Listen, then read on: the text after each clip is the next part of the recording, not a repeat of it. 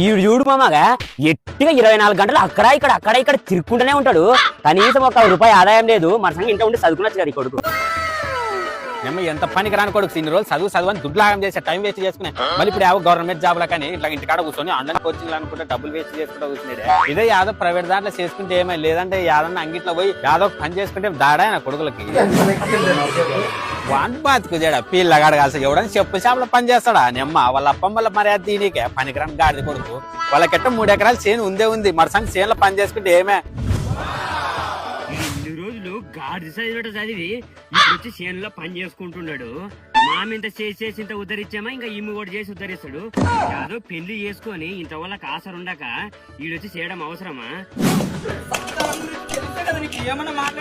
పిల్లగాడు కాల్సి 24 గంటలు పెళ్ళ మూడు కొట్టుకుంటూనే ఉండేది. మన గింత సన్న ఏగులలో పెళ్లిళ్ళు చేసుకుంటే పెద్ద మొగళ్ళు అక్కడ ఇప్పుడు సంసారం చేయలేక 24 గంటలు కొట్లాడతారు. ఏం బతుకులు ఇట్టాడు కొడుకులు ఏదో మంది తాగి సస్తే మేలు కాదు ఇట్టాడు కొడుకులు ఏడు బతకాల ఊరికి భారం. పాపము పిల్లగాడు చాలా మంచోడరా చాలా గుణవంతుడు. చిన్న పాయమట మంది తాగి చచ్చిపోయా ఇంకా బతకాల్సిండరా. ఏమా దేవుడు వారసలేడరా ఇట్లా మంచి వాళ్ళనే కొండపోతాడు.